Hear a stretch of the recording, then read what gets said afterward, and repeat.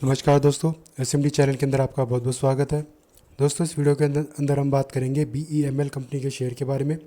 जैसा कि आप अपनी स्क्रीन पर देख पा रहे हैं, कल के दिन यानी कि 1 अक्टूबर के दिन स्टॉक में हमें 3% से ज़्यादा की तेज़ी देखने को मिली थी और तेज़ी के ट्रेंड के साथ इसकी फाइनल क्लोजिंग हमें 4,318 पर देखने को मिली थी।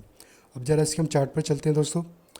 चार्ट पर दोस्तों हम बात करें उससे पहले इसकी न्यूज़ के बारे में बात कर लेते हैं दोस्तों। इसके स्टॉक के स्प्लिट के रिगार्डिंग एक न्यूज़ निकल कर आ रही है। स्टॉक का स्प्लिट होने वाला दोस्तों 1:2 के हिसाब से, यानी कि जिनके पास एक शेयर है उनको 2 शेयर मिल जाएंगे। और एक्स डेट जो है दोस्तों वो आप नोट करके रख लीजिएगा। जो इसकी एक्स डेट रखी गई है वो है 3 नवंबर, यानी कि 3 नवंबर से पहले पहले अगर आपने स्टॉक में ख़रीदारी कर ली, अगर अब अभी तक आपने ख़रीदारी नहीं करी है तो स्टॉक के स्प्लिट का जो आपको फ़ायदा होता है वो देखने को मिलेगा। अगर दोस्तों अब ज़रा इसके हम चार्ट को देखें, इसके जो पहले सपोर्ट लेवल देख लेते हैं। नीचे के 3 सपोर्ट लेवल कौन से हैं? 2412, 2976 और 3577। नीचे वाले सपोर्ट को तो भूल जाइए दोस्तों अभी के लिए आप, क्योंकि जो ऊपर के सपोर्ट है हमारे, स्पेशली जो 3577 का सपोर्ट है, ये अभी हमारे लिए ज़्यादा इंपॉर्टेंट है। क्योंकि दोस्तों 2976 के सपोर्ट तक अब तो जाना थोड़ा सा मुश्किल लग रहा है। लेकिन दोस्तों मार्केट है, मार्केट में कब कैसे सेलिंग आ जाए हमें कुछ कह नहीं सकते। लेकिन फ़िलहाल के लिए सबसे ज़्यादा इंपॉर्टेंट सपोर्ट है हमारे पास 3577 और उसके बाद 1976। ये दोनों सपोर्ट लेवल मिलकर हमारा डिमांड एज क्रिएट कर रहे हैं। और दूसरे सपोर्ट के नीचे ही हमारा 200 दिन के मूवी एवरेज भी चल रहा है। ऊपर में रेजिस्टेंस कहाँ पर है? 4640 और 5090 पे। ये दो ऊपर में हमारे रेजिस्टेंस लेवल हैं जो कि हमारे सेलिंग जोन का काम कर रहे हैं। अभी डे चार्ट दोस्तों हमने ओपन कर रखा है, ये सॉरी वीकली चार्ट था। अब हम डे चार्ट के ऊपर आ गए दोस्तों। अगर हम देखें दोस्तों डे चार्ट के ऊपर, सबसे पहले तो हम देखते हैं सपोर्ट और रेजिस्टेंस के बिल्कुल बीच में हमारा शेयर का प्राइस चलने लग रहा है। और 200 दिन का जो मूवी एवरेज है दोस्तों, अभी हमने डे चार्ट खोला, वो वीक का चार्ट था। डे चार्ट के ऊपर 200 दिन का मूवी एवरेज हमारा जो पहला सपोर्ट है 3577, उसके ऊपर ही चलने लग रहा है। यानी कि दोस्तों इसमें जो एक्स डेट जो निकल कर आ रही है वो तो 3 नवंबर की हो चुकी है। अब लोग यहाँ पर ख़रीदारी करने की कोशिश करेंगे कल से, यानी कि रिटेल ट्रेडर हो सकता है यहाँ पर इंट्राडे के हिसाब से भी पोजीशन बनाकर चले, क्योंकि उनको ऐसा लग सकता है कल के दिन इसमें एक तेज़ी का ट्रेंड हमें देखने को मिल सकता है। तो इंट्राडे के हिसाब से ट्रेडिंग यहाँ पर बहुत ज़्यादा करी जाएगी। लेकिन अगर आप स्प्लिट का फ़ायदा लेना चाहते हैं और लॉन्ग टर्म के लिए रखना चाहते हैं स्टॉक को, तो कोशिश करिएगा दोस्तों, या तो आप करंट लेवल के आसपास अगर आपको मिल जाता है थोड़ी सी एंट्री आप यहाँ पर कर ले। आप सारे पैसे कल एकदम से यहाँ पर ना लगाएं। उसके बाद दोस्तों ऊपर में जब अपने रेजिस्टेंस के ऊपर जाएगा, क्योंकि 1 महीना है हमारे पास अभी इसके स्प्लिट होने में, तो ऊपर का जो हमारा सेलिंग जोन है यहाँ पर जाने के बाद एक बार प्रॉफिट बुकिंग आ सकती है। और दोस्तों सेलर पूरी की पूरी कोशिश करेंगे इसको 3577 का जो सपोर्ट है इस रेंज के पास लाने की। क्योंकि दोस्तों जो ऊपर में सेल करना स्टार्ट करेंगे वो भी यही चाहते होंगे कि हमें भी थोड़ा सा स्प्लिट का फ़ायदा हो जाए और थोड़े सस्ते भाव पे ख़रीद लें, तो ज़्यादा अच्छा एवरेज प्राइस निकल कर आएगा जब इसका स्टॉक का स्प्लिट हो जाएगा। तो सेलर की कोशिश रहेगी इसको थोड़ा सा नीचे तक लेके आने की।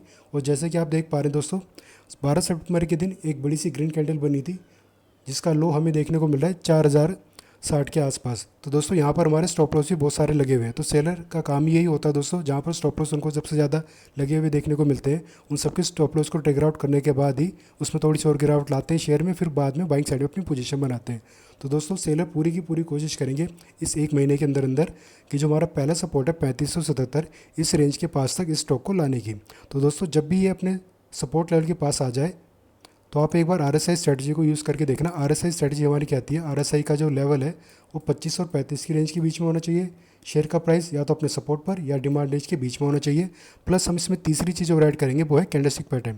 ये दो कंडीशन हमारी पूरी होने के बाद दोस्तों जब भी कोई बुलिश कैंडलस्टिक पैटर्न यहाँ पर आपको बनता दिखाई दे डे चार्ट के ऊपर, स्पेशली मान लीजिए हैमर कैंडलस्टिक पैटर्न बन गया, परफेक्ट हैमर कैंडलस्टिक पैटर्न, तो इसके लो पर आप अपना एसएल लेकर यहाँ पर एंट्री करके चल सकते हैं।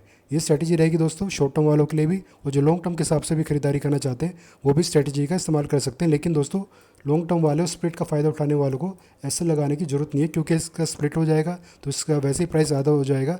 लेकिन शॉर्ट टर्म वाले जो जिनको स्प्लिट से कोई मतलब नहीं है, इंट्राडे ट्रेडिंग करना चाहते हैं, हफ्ते 2 हफ्ते का उनका नज़रिया हो, तो वो एसएल लगाकर यहाँ पर अपनी एंट्री कर सकते हैं इस तरीके से, और टारगेट 1:1 या 1:2 के हिसाब से लेकर चल सकते हैं।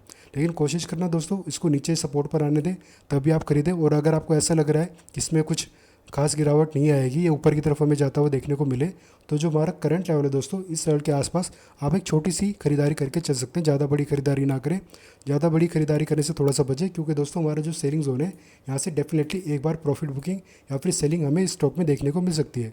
तो सारा पैसा एकदम से ना लगाएं। अगर आप स्टॉक में लंबे टाइम के हिसाब से अपनी पोजीशन को क्रिएट करना चाहते हैं, कोशिश करेंगे हम कि अपने सपोर्ट के पास आ जाए, तब हम यहाँ पर एवरेजिंग करके दोबारा से बाई कर सकते हैं, या फिर आप यहाँ पर भी इस लेवल पर बाई करके चल सकते हैं।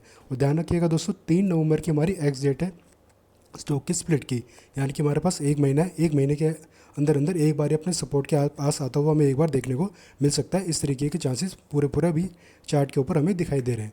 इसके अलावा दोस्तों बात करें इस शेयर के बारे में, तो शेयर का जो बिज़नेस है दोस्तों वो एक डाइवर्सिफाइड बिजनेस है, यानी कि एक ही सेक्टर पे फोकस नहीं है इनका। अगर मैं आपको दिखाऊं, यहाँ पर आप देख सकते हैं डाइवर्सिफाइड पब्लिक कंपनी है ये। कहाँ कहाँ काम कर रही है फिलहाल ये, डिफेंस, एरोस्पेस, माइनिंग और कंस्ट्रक्शन और रेल और मेट्रो के सेक्टर में भी ये हमें काम करते हुए देखने को मिल जाती है। और इसका जो मार्केट कैप है करीब करीब 18,000 करोड़ के आसपास हमें देखने को मिल रहा है। फेस वैल्यू जो इसकी 10 थी अब घटकर वो 5 हो जाएगी। पी ई रेशो भी एक डिसेंट लेवल पर आप मान के चलिए, थोड़ा सा ही महंगा है, कुछ खास महंगा नहीं है। उसके अलावा रेवेन्यू थोड़ा बहुत ऊपर नीचे होता ही रहता है। और प्रोमोटर की हिस्सेदारी यहाँ पर अभी हमें 54% देखने को मिल जाती है। तो आप चाहें तो दोस्तों लॉन्ग टर्म के हिसाब से इसमें खरीदारी करके चल सकते हैं। जो स्ट्रैटेजी हमने यहाँ पर बात करी जिस स्ट्रैटेजी की, उस स्ट्रैटेजी को यूज़ करके आप स्टॉक में एंट्री कर सकते हैं, लॉन्ग टर्म के लिए भी, शॉर्ट टर्म के लिए भी, प्लस इंट्राडे के हिसाब से भी अगर आप ट्रेडिंग करना चाहें तो आप यहाँ पर ट्रेडिंग करके चल सकते हैं। लेकिन कोशिश करेगा कि आप थोड़े से लंबी अवधि के लिए यहाँ पर पैसा लगाने के बारे में सोचें, और बहुत ज़्यादा पैसा ना लगाएं, थोड़ा सा कम ही पैसा लगाएं, क्योंकि सारा पैसा एक जगह पर लगाना सेफ नहीं होता है।